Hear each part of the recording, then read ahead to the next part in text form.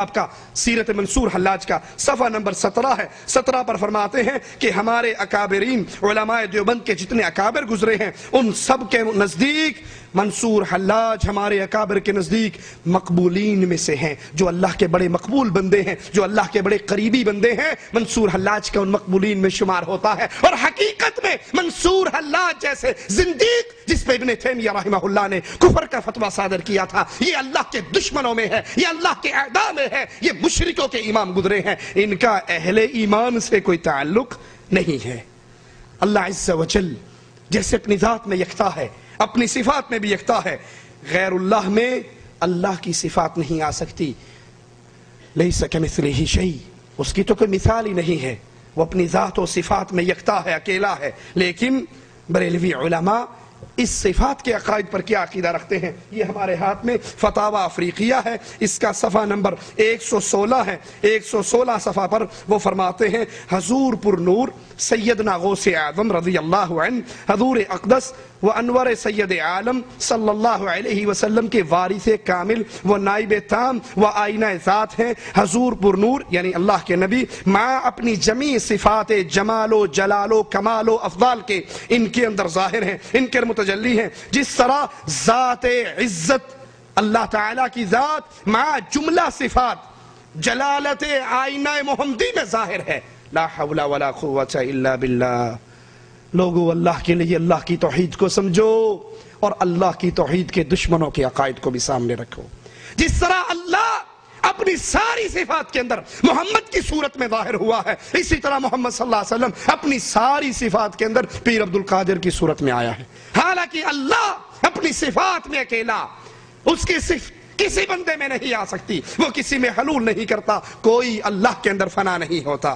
اور یہی عقیدہ جو علماء بریلی بیان کرتے ہیں، یہی عقیدہ علماء دیوبند کے سرتاج امداد اللہ مہاجر مکی نے اپنی کتاب کلیات امدادیہ صفحہ نمبر 27 پہ بیان کرتے ہوئے کہا ہے.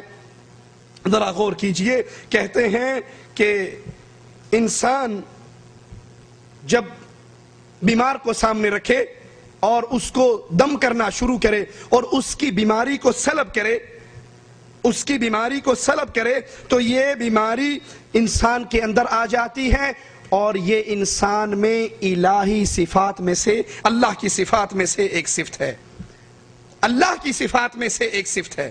اور صفحہ نمبر 54 پہ بھی یہی عقیدہ بیان کرتے ہیں کہ اللہ کی صفات انسان کے اندر آ جاتی ہے. بندہ بلکہ توحید صفاتی کا پورا مراقبہ بیان کرتے ہیں کہ اگر یہ مراقبہ کیا جائے تو پھر اللہ کی صفات انسان کی صفات کے اندر، انسان کے جسم کے اندر داخل ہو جاتی ہیں. انسان اللہ کا بندہ ہے، اللہ ہمارا خالق و مالک ہے، ہم اللہ کے بندے ہیں. بندے کے لیے اللہ کے علاوہ کسی اور کا بندہ بننا جائز؟ اللہ نے اس کو پیدا کیا نا. اسی لیے رسول اللہ صلی اللہ علیہ وسلم نے فرمایا دو نام اللہ کو بڑے پسند ہے، عبداللہ اور عبد الرحمن، اللہ کا بندہ اور رحمان کا بندہ. لیکن ان علماء کے نزدیک اللہ کے ساتھ ساتھ رسول اللہ صلی اللہ علیہ وسلم کا بندہ بننا بھی جائز ہے. بریلوی عقیدے میں بلکہ خود احمد رضا خان نے اپنا نام عبد المصطفیٰ رکھا، اپنا نام. اور جو میں نے آپ کے سامنے دیوان محمدی کا حوالہ دیا، اس میں مختار اپنا نام رکھ رہا ہے محمد یار فریدی عبد النبی.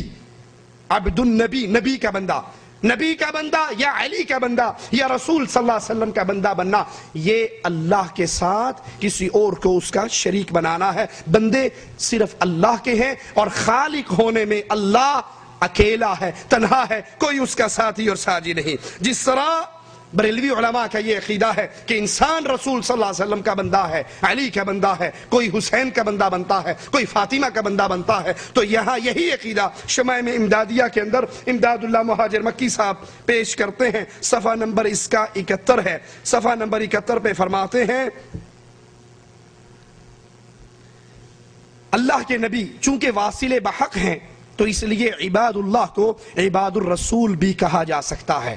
اللہ کے نبی واصل بحق ہیں، اللہ میں واصل ہو چکے ہیں، لہذا اللہ کے بندوں کو رسول کا بندہ بھی کہا جا سکتا ہے. لا حول ولا قوة الا باللہ. اور قرآن حکیم کیا فرماتا ہے؟ ما كان لبشر ان يؤتيه الله الكتاب والحكم والنبوة ثم يقول للناس كونوا عبادا لي من دون الله ولكن كونوا ربانيين. مالک عز و جل فرماتا ہے کسی کے لیے جائز نہیں، کسی بشر کے لیے اللہ اسے نبوت دے، اللہ اسے کتاب دے، اللہ اسے حکمت دے تو وہ لوگوں سے کہے اے لوگو اللہ کی بجائے میرے بندے بنو، کیونکہ بندے عبدیت میں خالص اللہ کے بندے ہیں، اس کے اندر کوئی اور شریک نہیں ہو سکتا.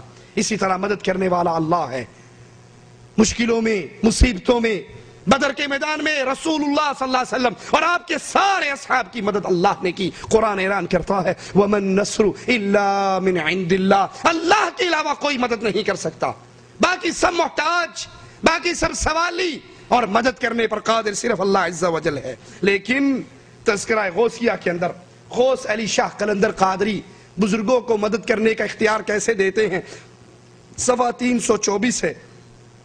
324 صفحہ پر وہ بزرگوں کو یہ الہی صفت دیتے ہوئے کہتے ہیں کہ ہمارے بزرگ، ہمارے پیر، ہمارے مشائخ یہ سب مدد کر سکتے ہیں. کیسے؟ کسی نے سوال کیا اولیاء اللہ میں سے کچھ مرنے کے بعد ان سے کچھ فیض ہوتا بھی ہے یا نہیں، یا مرنے کے بعد ان کی دنیا سے ان کی رشتہ داری ختم ہو جاتی ہے، ان کا تعلق ختم ہو جاتا ہے، یہ کچھ نہیں پہچانتے. اب کہتے ہیں کہ نہیں، یہ اولیاء مرنے کے بعد بھی مدد کرتے ہیں، قبروں کے اندر سے بھی مدد کرتے ہیں. دلیل، اے کاش یہ دلیل قرآن کی کوئی آیت سناتے تو ہم بھی مان لیتے، رسول کی کوئی حدیث سناتے تو ہم بھی مان لیتے. دلیل کیا دے رہے ہیں سنیے. کہتے ہیں مجھے ایک نقل یاد آئی. ان کے پاس نقل ہے، عقل نہیں ہے. ایک فاحشہ تھی دکن میں. حیدرآباد دکن والو سنیے، دکن میں ایک فاحشہ عورت مر گئی، جنگل میں دفن کی گئی. اس جانب جو شخص تنہا جاتا وہ چہلاوا بن کر باہر نکلتی، اس آدمی کو پکڑتی اور اس کے ساتھ بدکاری کرواتی اور اپنی خواہش پوری کرتی. تعجب ہے ایک فاحشہ اپنے فاحش کام میں ایسی کامل ہو اور اولیاء اللہ سے کچھ بھی فیض نہ ہو. یہ دلیل ہے اولیاء سے مدد کی.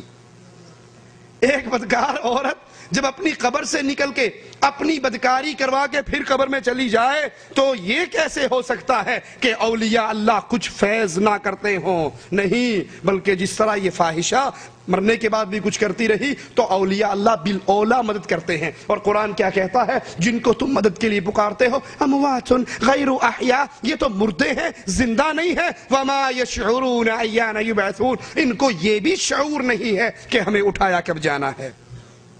یہ بریلوی عقیدہ اور دیوبندی عقیدہ، یہ ہمارے ہاتھ میں زلزلہ در زلزلہ کتاب جس کے رائٹر نجم الدین فاضل دیوبند، اس کا صفحہ نمبر 101 ہے. 101 صفحہ پر یہ فرماتے ہیں علماء دیوبند ہرگز یہ نہیں کہتے کہ اللہ کے علاوہ غیب کی بات کسی کو بھی معلوم نہیں. اسی طرح وہ اس بات کے بھی قائل نہیں ہے کہ انسان اپنی زندگی میں یا مرنے کے بعد سرے سے کوئی تصرف نہیں کر سکتا. ہمارا یہ عقیدہ نہیں ہے کہ مرنے کے بعد انسان کچھ نہیں کر سکتا، بلکہ وہ مرنے کے بعد بھی بہت کچھ کرتا ہے.